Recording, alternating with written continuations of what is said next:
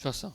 어쨌든 오늘 예배 시작하기 전에 무엇이든 물어보세요 할 텐데 그 원래 순서가 좀 바뀌어서 순서는 원래 이제 그 저건데 그 뭐야 다른 우주에 하나님께서 새로운 세상 뭐 이런 성경의 역사가 펼쳐지고 있는 것은 아닐까요라는 질문이 먼저긴 한데 근데 같은 사람이 했어. 어차피 질문은 이 친구가 같이 했어. 근데 이거 먼저 얘기하는 것이 나을 것 같아가지고 자 오늘 한번 같이 읽어보자. 시작. 창세기에 기록된 빛이 이스라의 빛의 의미를 알고 싶습니다.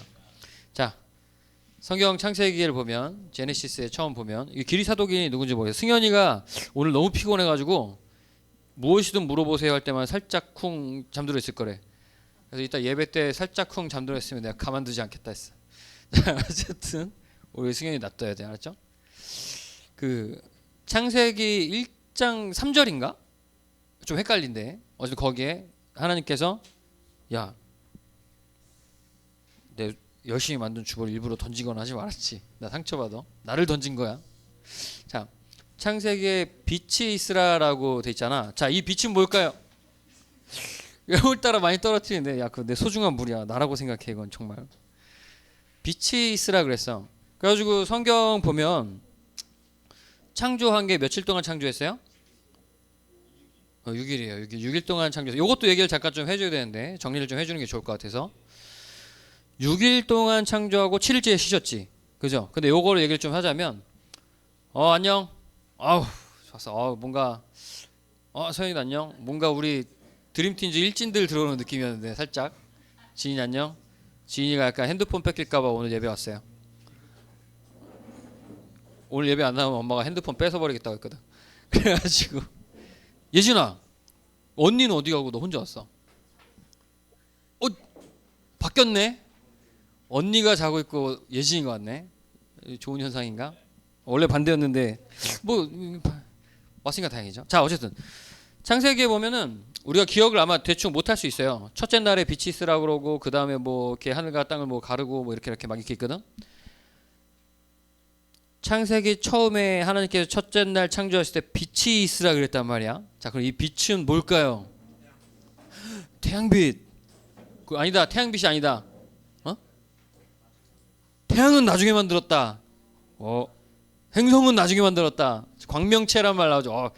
자, 너 서율이한테 집착했었는데 서율이 의견에 반대로 얘기했어요. 이렇게 돼 있어. 성경 이쪽에서 보면 자, 첫째 날, 둘째 날, 셋째 날 이렇게 나누고 넷째 날, 다섯째 날, 여섯째 날 이렇게 나눠요.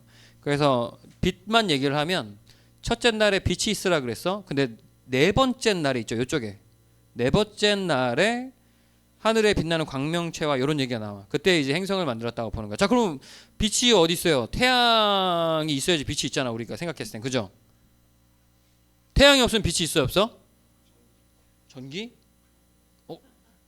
괜찮은데? 어쨌든 자, 기본적으로 이제 우리가 생각했을 때 태양에서 빛이 그때는 에디슨이 없었잖냐. 태양이 없으면 빛이 없잖아. 근데 빛이 있으라 해서 빛이 있었다고 그때. 근데 이 개념을 어떻게 이해를 해야 되냐면 이 빛은 우리가 생각하는 태양에서 나오는 빛이 아니야. 근데 빛인데 어떤 개념의 빛이냐면 하나님으로부터 나오는 빛이야. 하나님으로부터 나오는 빛. 뭔 소리예요 그게. 계시록 22장 5절에 보면 저런 말씀이 있어. 다시는 밤 우리가 이제 그때 하나님의 나라가 예수님 다시 오시고 모든 게 다 정리된 다음에 천국의 그 나라가 완전하게 임했을 때 지금은 아직 이미와 아직이란 얘기가 있는데 니네가 아직 이걸 이해하기가 조금 어려우니까 나중에 그게 이루어졌을 때 뭐라고 나냐면 계시록 22장 5절에 다시는 밤이 없겠고 횃불과 등불이 필요가 없고 하나님께서 우리의 빛이 되셔서 이 땅 모든 것이 비친다라고 나와. 하나님이 비친 거야. 그때는 이제 태양이 필요가 없어. 횃불이 있어야 되는 그런 개념이 아닌 거야. 우리가 생각했을 때는 우리가 이제 과학적인 생각을 해서 태양이 없으면 빛이 어디 있어요? 막 이렇게 하잖아. 요 얘기를 잠깐 정리를 하자. 성경에서 6일 동안 창조를 했다고 나오잖냐? 그죠? 밤이 되고 아침이 되니 하루가 지났고 밤이 되고 아침이 되니 또 하루가 지나고 이렇게 해서 6일이 가잖냐? 자, 요 개념에 대해서 해석이 한 3가지 정도가 있는데 2가지 정도만 기억하면 돼. 첫째, 하루는 24시간이다. 여기서 얘기하는 하루는 24시간이다. 이게 옛날에 많이 얘기되던 목사님도 여기긴 한데.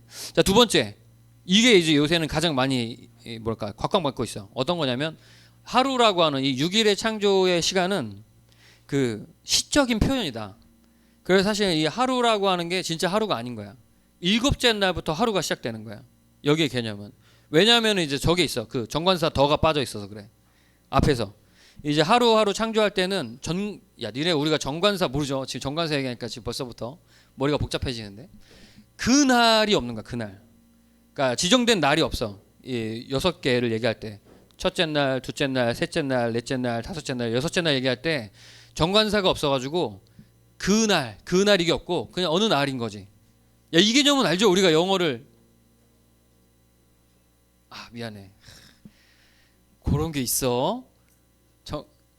그날이 지정된 날이 없는 거야. 터가 없으면. 그래가지고 어쨌든 그랬어. 근데 이제 일곱째 날 할 때 정관사가 붙거든. 히브리어 보면. 어? 어제도 뭐 그런 전문장 그건데, 그러니까 모두가 아는 지정된 그것. 그러니까 정관사라는 개념으로 내가 이게 여기 더가 아닌데 히브리어에 정관사 관사가 다 붙어. 근데 이제 이거 이해하기 좀 어렵지 않냐? 그래가지고 지정된 날이 있으면 이제 그게 붙는 건데, 근데 이제 앞에 그게 없어서 이거 시적인 표현이다라고 보는 경향이 있어. 근데 목사님이 너희들에게 얘기해주고 싶은 부분은 이런 거야. 성경 안에 과학적인 원리가 들어있죠.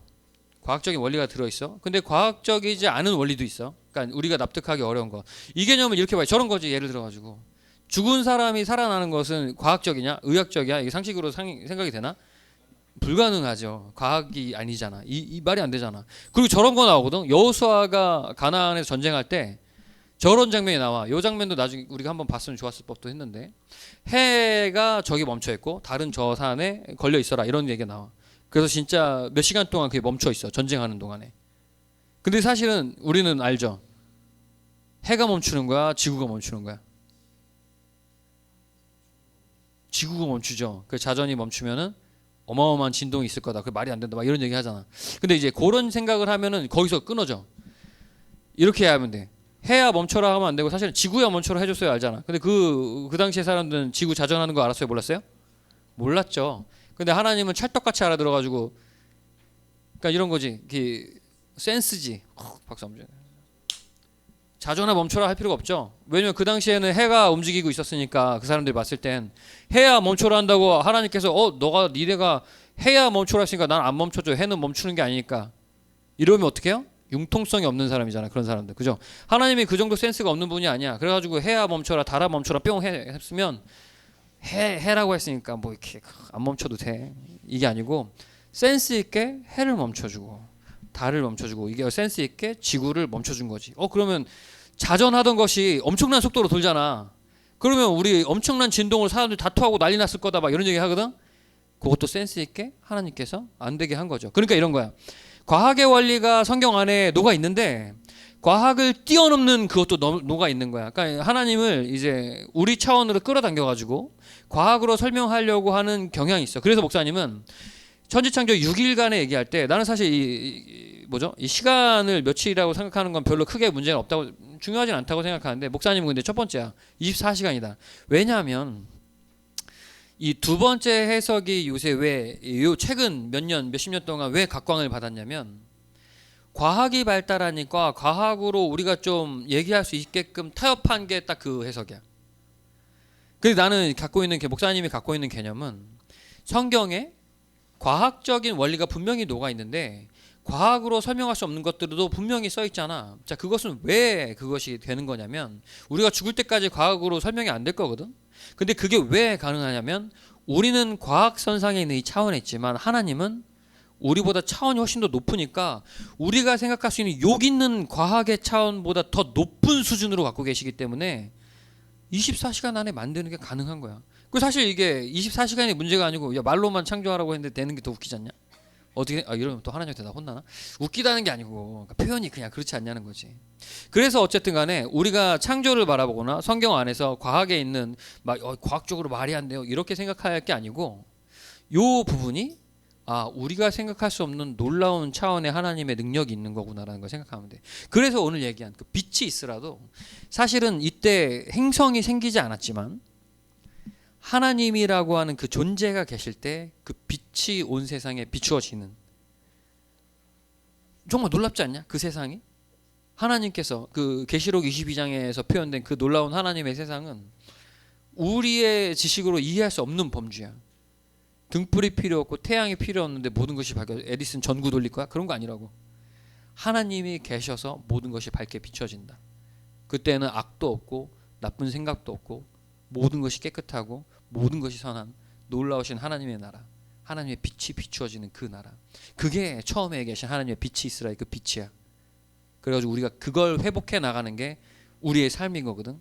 하나님께서 창조하시고 아담이 무너뜨렸는데 그 무너진 것을 다시 한번 하나님께서 처음 만드셨던 그 모습으로 회복시키는 게 우리 성경에 있는 모든 이야기야. 그래서 계시록에 모든 것이 회복되고 완성되는 게 계시록에 나오는 그 이야기야. 끝에. 그래서 처음에 하나님이 힘들어?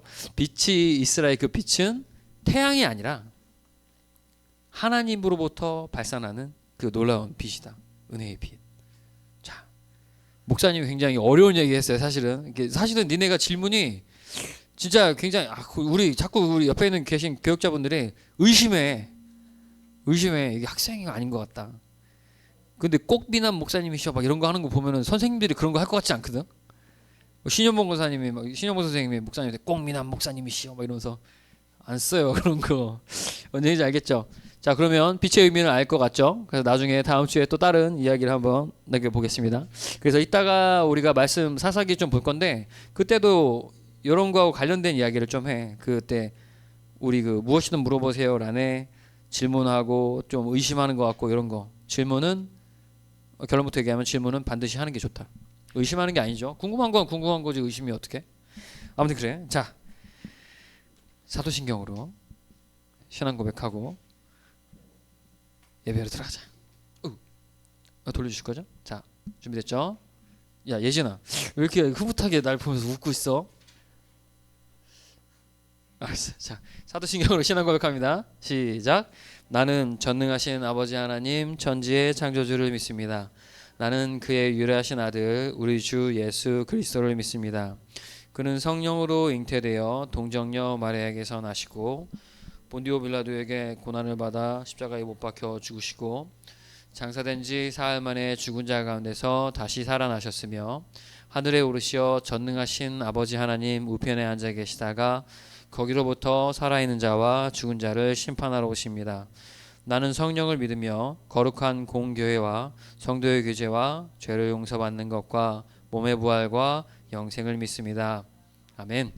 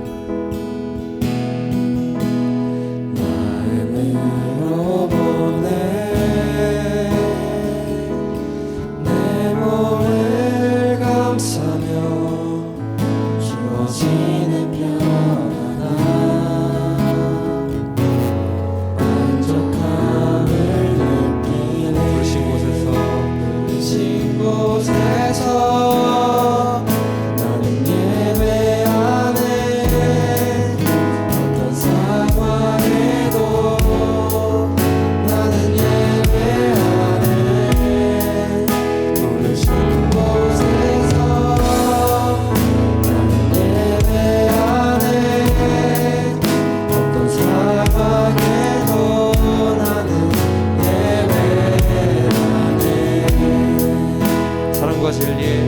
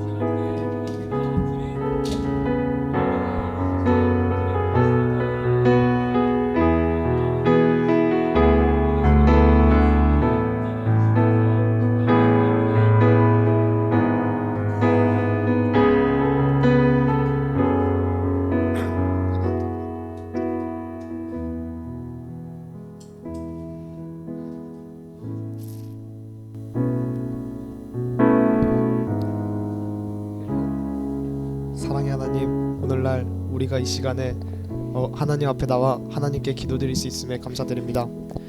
하나님, 우리 세중앙교회 중고등부 학생들이 주중에 갖가지 고된 일들과 고된 상황들로 지친 가운데 이렇게 하나님 앞에 섰습니다.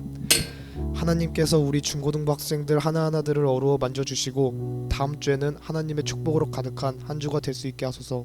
예수님의 이름으로 기도드립니다. 아멘.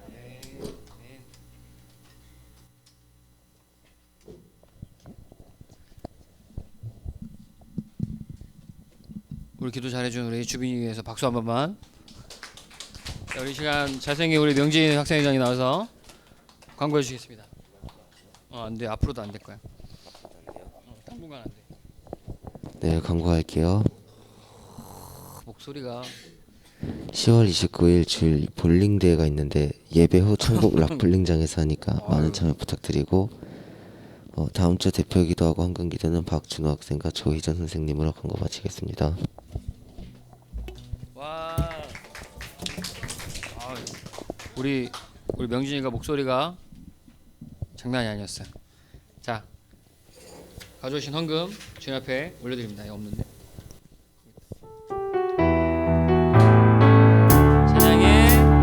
찬양의 제사 드리며 성소로 들어갑니다. 찬양의 제사 드리며 성소로 들어갑니다. 우리 모두 주님께 감사의 제사를 드리세. 우리 모두 주님께 기쁨의 제사 드리네. 우리 성민 선생님께서 나오셔서 헌금에서 기도해 주시겠습니다. 거룩하신 하나님 아버지 크신 은혜와 사랑을 감사합니다. 지금 이 시간 저희들에게 허락하신 물질의 주인이 하나님을 고백하며 예물을 올려드립니다. 하나님, 사랑하는 저희 학생들 일생을 살아가면서 물질에 집착하는 것이 아니라 물질을 그대로 흘려보낼 줄 아는 축복의 통로로서 물질을 대하며 살아갈 수 있도록 이 시간 은혜와 사랑을 베풀어 주시옵소서. 아멘. 목사님께서 전해주실 말씀을 기대하며 이 모든 말씀 예수님의 이름으로 기도드립니다. 아멘.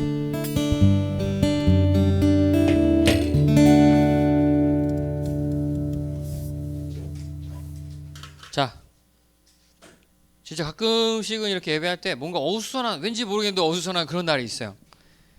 아, 벌써 봐, 이상하잖아. 서율이가 벌써 성경책을 찾아놓고 기다리고 있는 게 벌써부터 이상하잖아. 자, 잘하고 있어. 오늘 말씀 사사기 말씀 볼 거예요. 사사기 6장 11절에서 24절. 방금 15절이라고 하잖아. 11절에서 24절. 슈라, 은율이도 성경책 챙기지 않냐? 야, 저기 뭐라고? 누가 챙겨왔어? 엄마가 챙겨왔어? 야, 니건 네가 챙겨 엄마.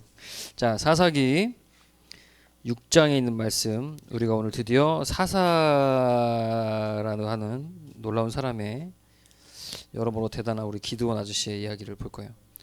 자, 사사기 6장 11절에서 24절 말씀 빠르게 읽습니다. 제가 목사님이 먼저 읽을게요. 여호와의 사자가 아비에셀 사람 요아스에게 속한 오브라에 이르러 상수리 나무 아래에 앉으니라.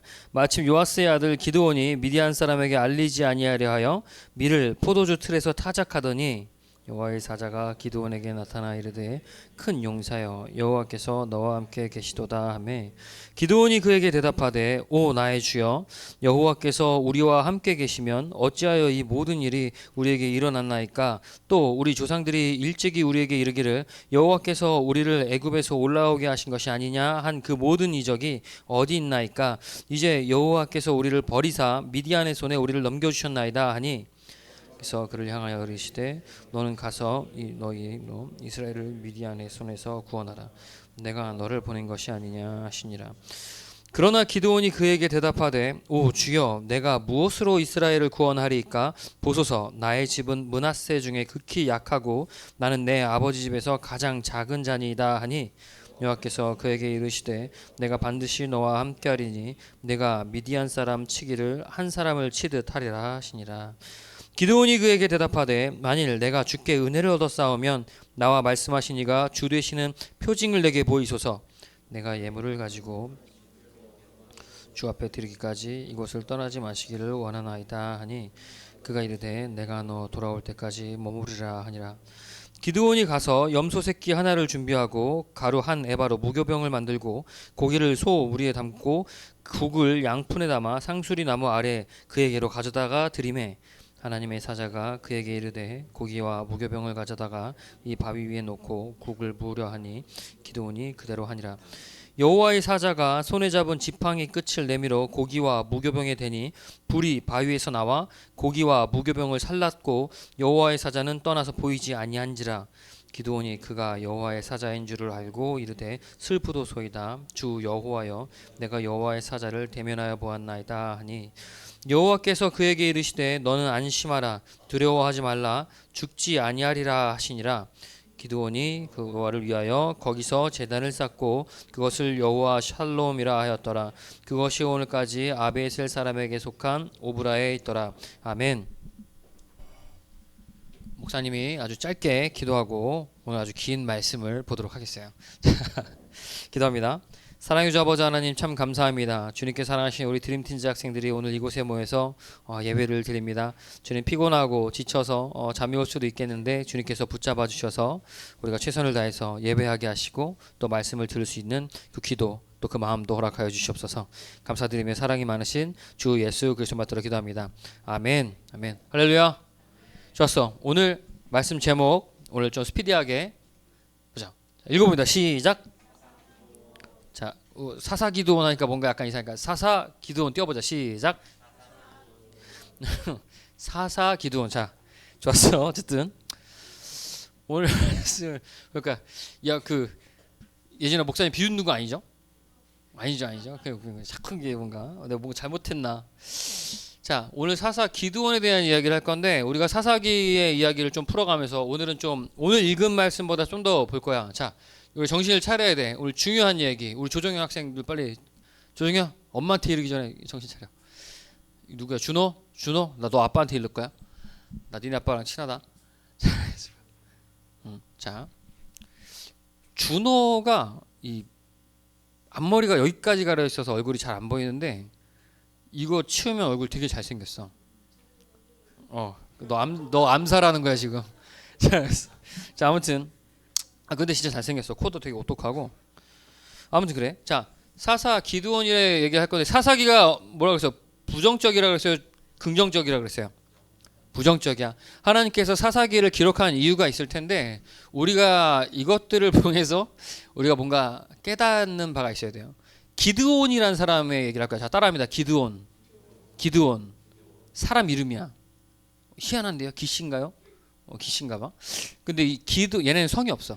기드온의 이야기를 할 건데 사사들이 12명이 있거든. 지난번에 여기 써놓은 거 보니까 드보라가 빠졌는데 바락이라는 친구의 이름이 들어갔더라고. 보통은 바락을 사사로 안 보고 이제 드보라를 보는데 어쨌든 그건 어차피 몰라도 돼요.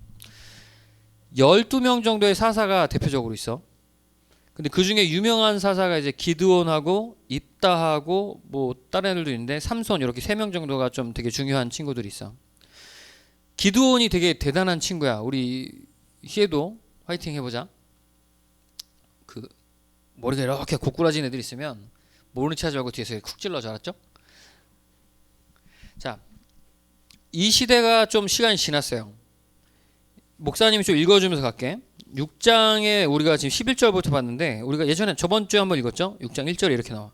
이스라엘 자손이 또 여호와의 목전에 악을 행하였으므로 여호와께서 7년 동안 그들을 미디안의 손에 넘겨주시니 하고 나와.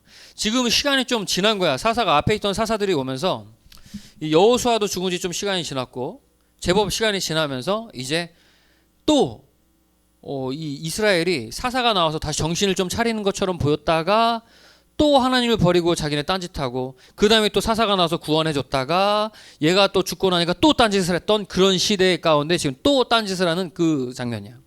그래서 미디안이라고 하는 애들이 있었어요. 이방 땅에 옆에 땅에.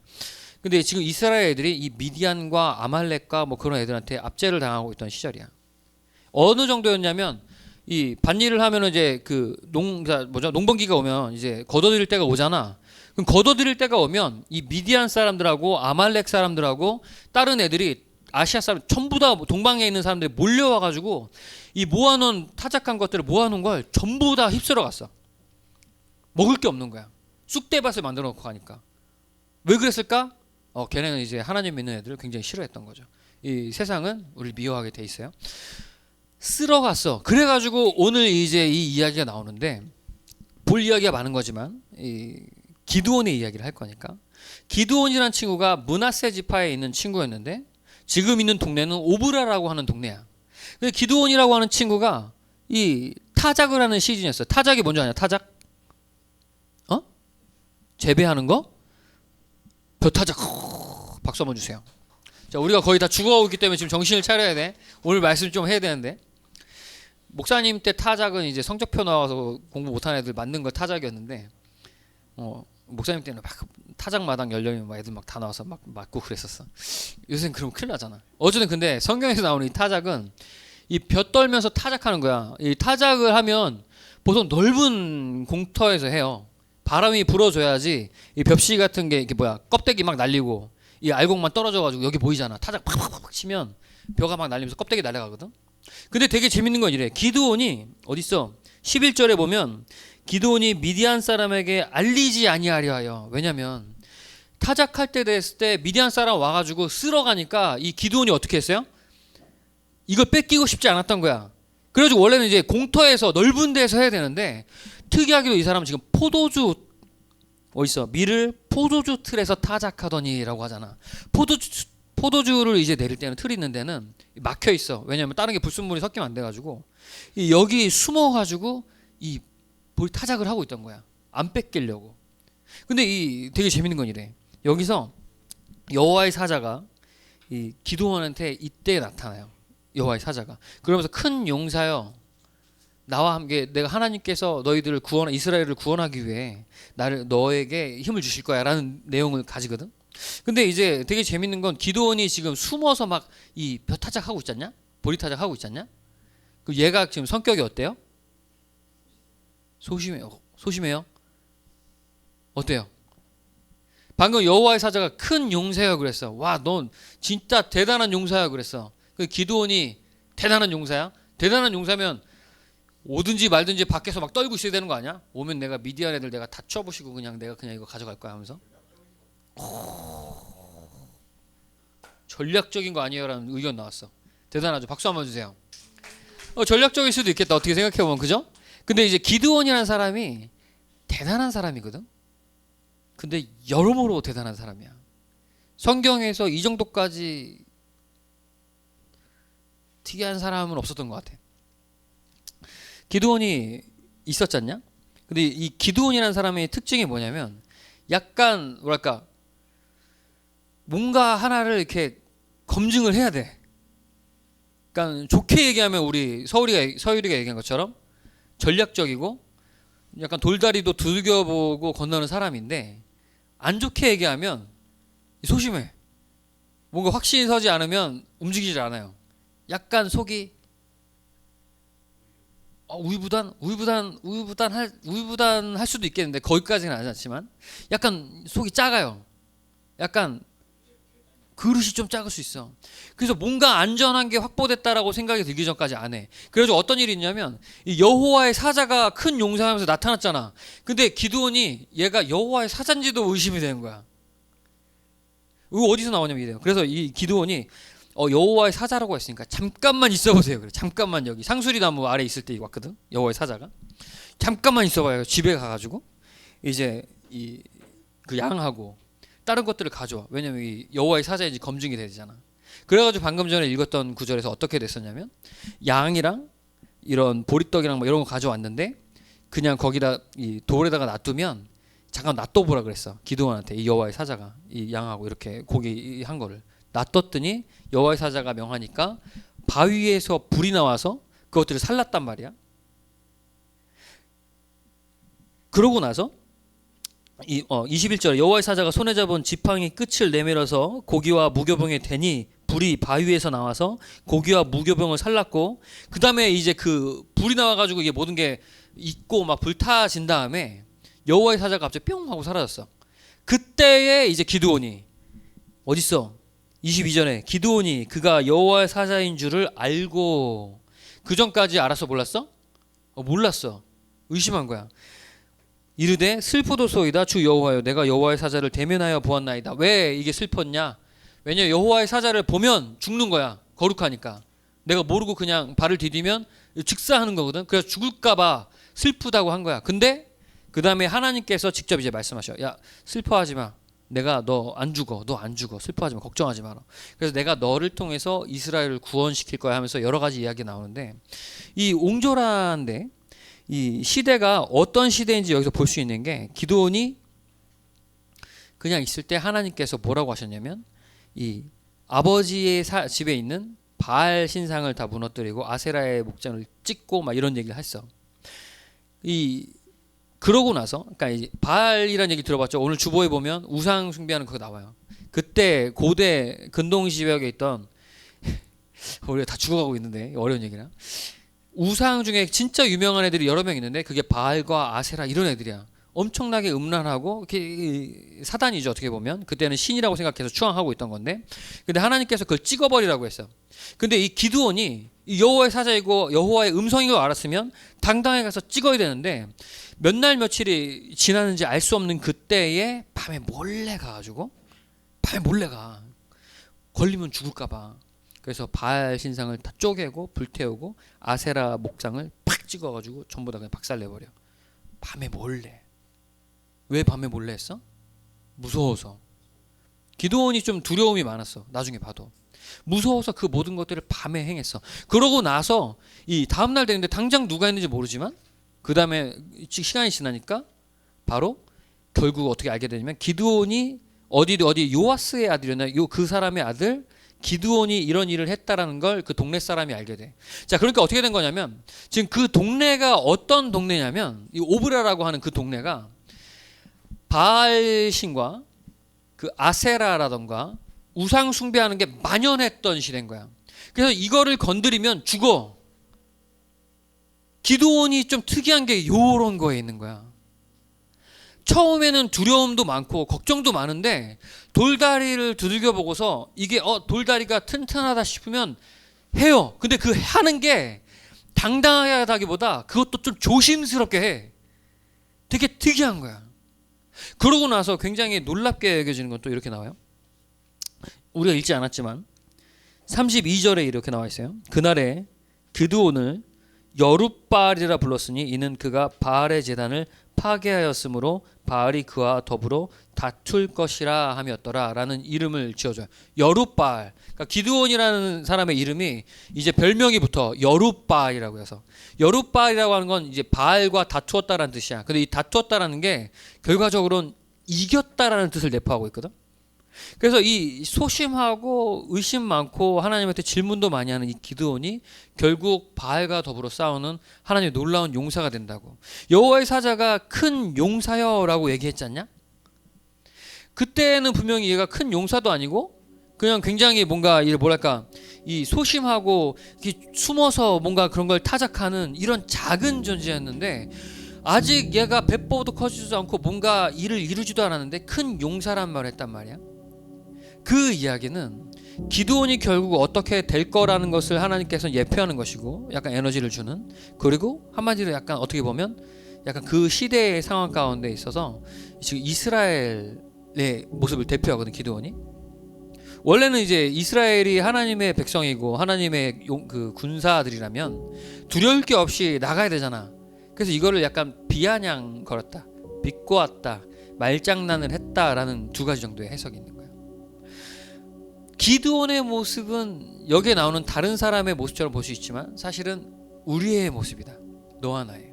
기드온의 이야기를 원래는 좀 더 봐야 되는데 얘기로만 좀 해주면 기드온이 이렇게 하고 나서 하나님께서 이제 미디안 애들을 물려나게 전쟁하기 위해서 기드온을 다시 불러요. 하나님께서 미디안 애들을 물리치기 위해서. 근데 이때 여호와의 사자의 그 이루었던 일도 보았고 하나님의 음성도 들었으면 이제 시키면 바로 하면 되는데 여기서 안 해. 그래가지고 하나님께서 기드온을 다시 불러서 일을 시키려고 하니까 기드온이 당돌하게 이렇게 얘기해요.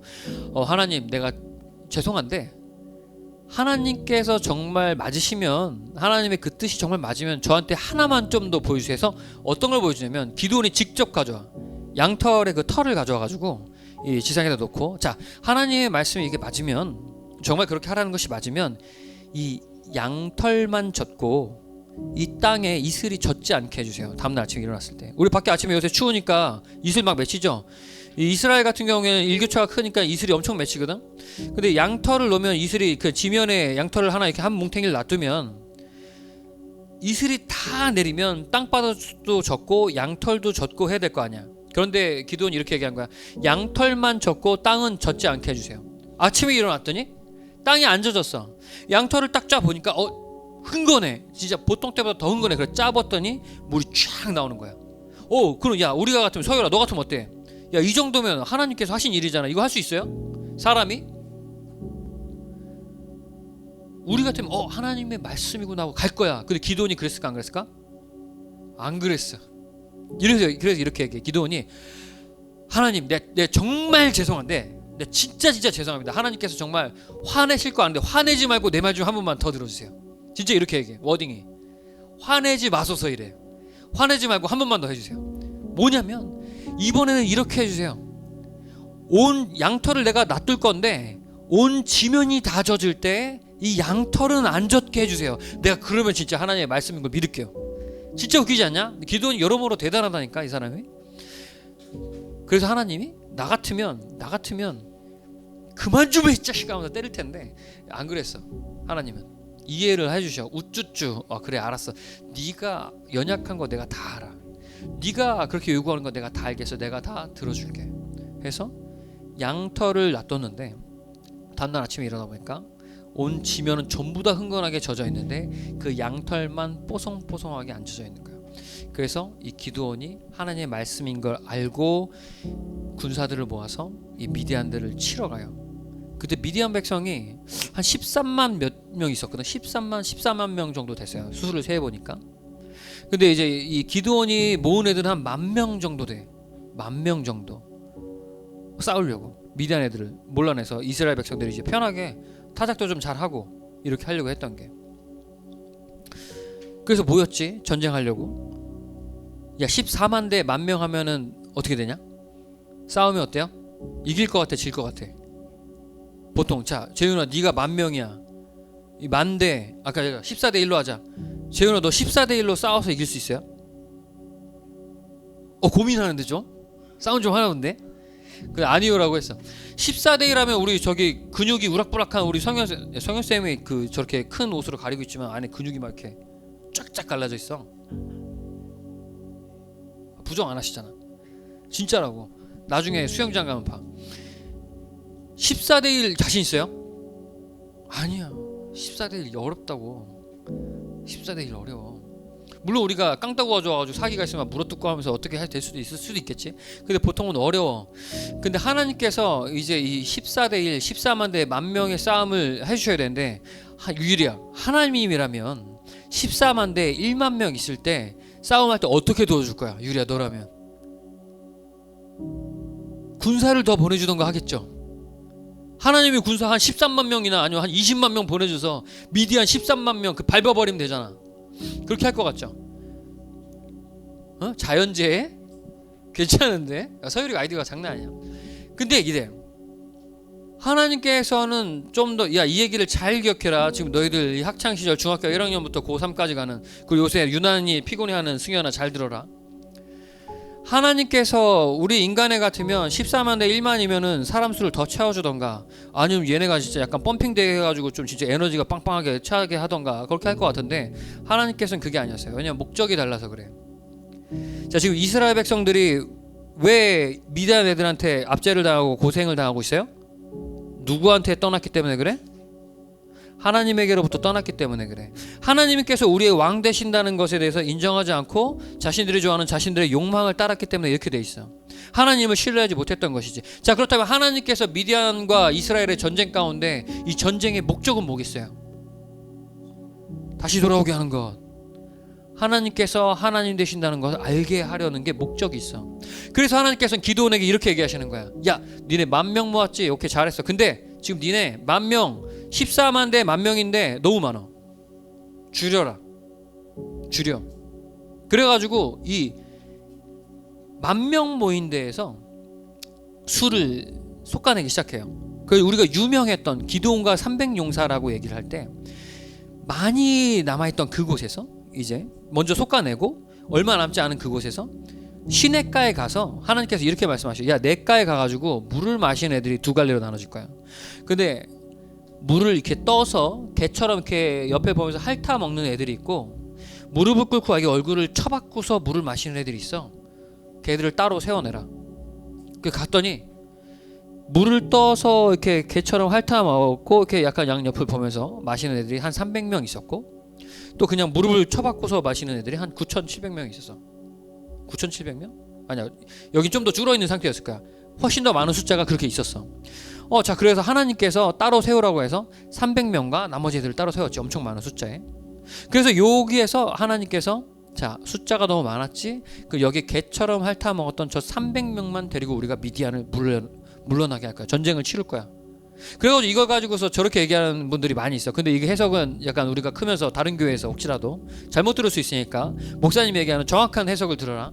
이건 정확하게 이렇게 해석을 해야 돼. 개처럼 핥아 먹었던 애들이 이런 300명을 왜 하나님께서 얘들을 택했냐라고 하냐면 이 학자들이 이래 옛날 목사님들이 이렇게 얘기하시죠.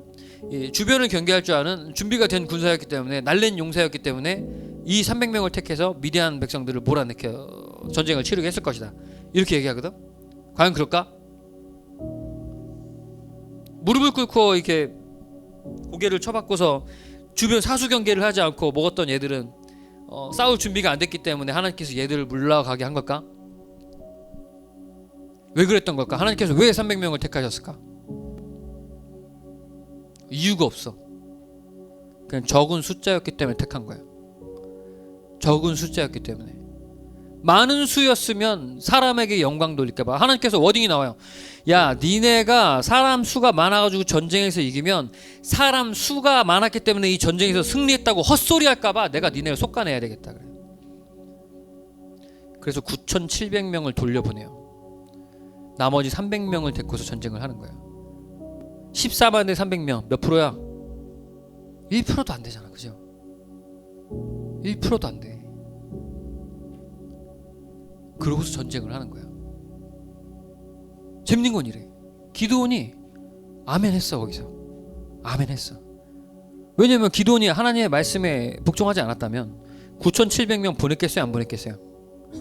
하나님 이것 좀 너무한 거 아니야? 이러면서 안 보냈겠죠. 근데 보냈어. 보낸 그 와중에 기드온이 두려움이 있었을까 없었을까? 있었겠어 없었겠어? 하나님의 말씀을 들었어. 내가 믿었어. 하나님께서 나와 함께 하실 거라는 거 확증했어. 9,700명도 보냈어. 이 적은 숫자 300명을 갖고 있어. 나는 능력이 너무 없어. 내가 이길 힘이 아무것도 안 보여. 믿음으로 왔잖아 여기까지. 근데 그럼 두려움이 있었을까 없었을까? 두려움이 있었어. 어디서 나오냐? 성경에 나와. 자, 기드온아 하나님께서 기드온의 마음을 알아요 몰라요? 알아요. 우리의 마음을 알아요 몰라요? 알아요. 기드온에게 나타나서 이렇게 얘기해. 야, 기드온아, 내가 너에게 한 번 더 승리에 대한 확증 사인을 보여줄게. 어떻게? 네가 만약에 지금 두려우면 옆에 있는 그 부라라고 하는 친구가 있어요. 한 명 있어. 쟤하고 같이 미디안 진영으로 몰래 내려가라. 두려우면 내려가. 안 두려우면 너 혼자 가. 근데 그 다음 구절에 부라라고 하는 애하고 같이 가요. 우리 화장실 혼자 가기 뻘쭘하듯이 같이 가. 무슨 얘기야? 그러면 기드온이 두려웠다. 우리 삶 속에 두려움이 있어요. 기드온이 두려워서 친구와 함께 내려가서 같이 일하던 애하고 가서 거기 있는 미디안 군사들의 입을 통해서 하나님께서 이 전쟁을 승리하게 하신다는 놀라운 이야기를 들어. 말도 안 되는 거야. 갔더니 이래. 미디안 백성 애들이, 이 군사 애들이 둘이 보초를 서고 있었는데 둘이서 얘기하는 걸 몰래 들은 거야. 기드온이 뭐라고 얘기하냐면, 야, 내가 어저께 예를 들어서 승윤이하고 우리 서율하고 같이 있는데 승윤이가 방금 자다 깼거든. 자다 깨가지고 서율이한테 이런 거야. 야, 내가 밤에 꿈을 꿨는데 보리떡 하나가 우리 진영으로 날라오더라. 보리떡 하나가 굴러 들어오더니 우리 미디안 우리 군사들 전부 다 깨부셨어. 하나님께서 우리 미디안을 이스라엘 저 기드온과 함께하는 기드온의 칼에 우리를 넘겨주셨다라고 미디안 애들이 얘기를 해요. 우리는 박살날 거야 라고 자기네 입으로 얘기를 해. 그 얘기를 듣고 기드온과 그 부라가 올라가서 하나님께 감사하고 이제 치러 내려가는 거야. 항아리에다가 횃불 들고, 칼도 안 들고 가. 칼은 이게 차고서 그냥 갔겠죠. 이 항아리와 횃불 들고 가요. 오늘 말씀은 좀 길지, 미안해. 이제 끝났어. 근데 항아리하고 횃불을 들고 가. 전쟁 나갈 때 뭐 가지고 갈래 니네? 사람 죽여야 될 거 아니야. 죽여야 될 거 우린 좀 죽이기 좀 그런데. 전쟁 나가면 칼 들고 갈 거 아니야. 총이나 칼 들고 갈 거 아니야. 근데 기드온이 항아리하고 횃불을 챙겨가. 빈 항아리와 횃불 하나 들고 가. 그래서 몰래 야밤에 그 항아리와 횃불로 미디안 애들을 깨부셔요. 놀랍게도. 어떻게 깼는지 이해가 안 되죠.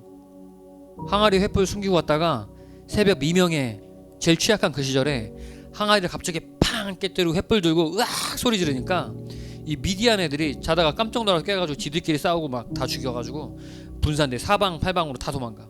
그러고서 미디안 애들이 다 박살나.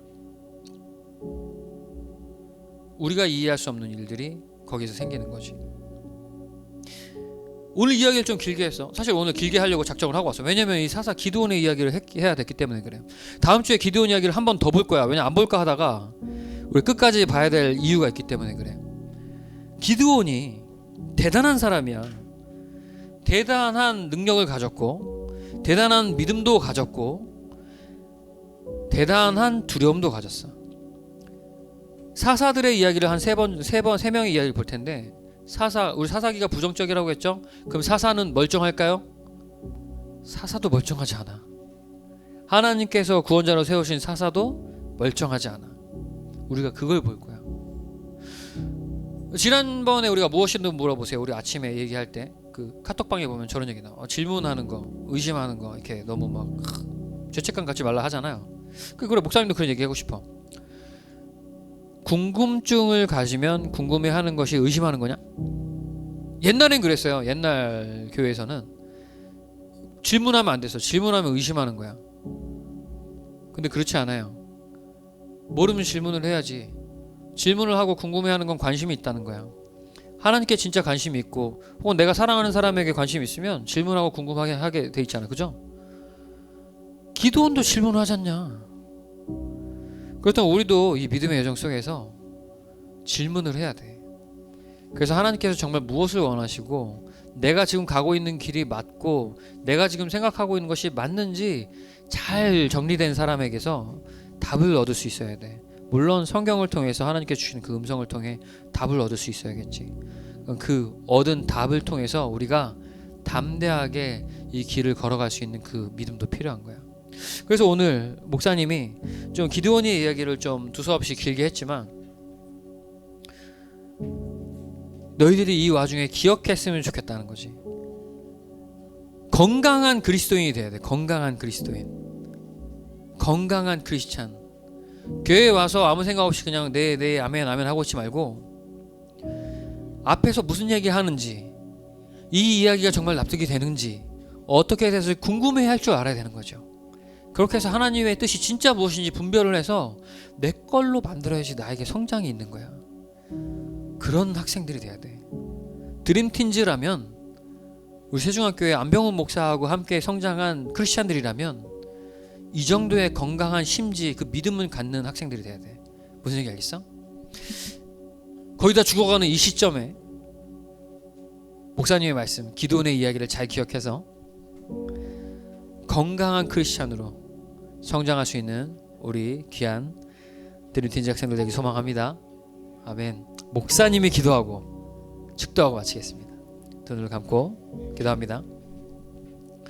사랑해 주 아버지 하나님, 참 감사합니다. 주님께 사랑하시는 우리 드림틴즈 학생들, 오늘 좀 긴 이야기, 긴 호흡으로 이 기드온의 이야기를 봤습니다. 여러 가지로 피곤하고 낙담한 가운데에서 예배하기 쉽진 않았겠지만 그래도 그 가운데 주님 우리 학생들의 귀를 열어주시고 마음문 열어주셔서 흘려듣지 아니하고 마음속에 새길 수 있도록 아버지 인도해 주시옵소서.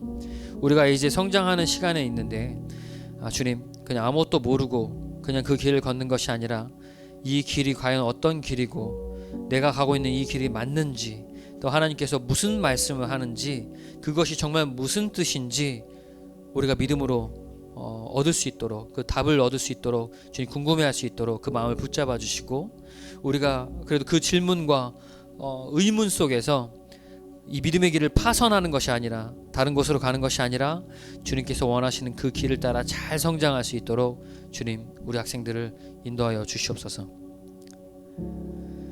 이제는 우리 주 예수 그리스도의 은혜와 살아계신 하나님의 깊고 깊은 사랑과 우리 안에 내주하시는 성령님의 감화 교통 교제하심이 오늘도 주님 안에 귀한 궁금증을 가지고, 질문을 가지고 그 질문을 던지며 답을 얻어가는 우리 귀한 드림틴즈 학생들 그 모든 머리와 우리 아이들을 섬기며 그 힘든 그 사역의 길을 걸어가고 있는 우리 귀한 선생님들의 그 모든 머리 위에 이제로부터 영원토록 함께 계실지어다.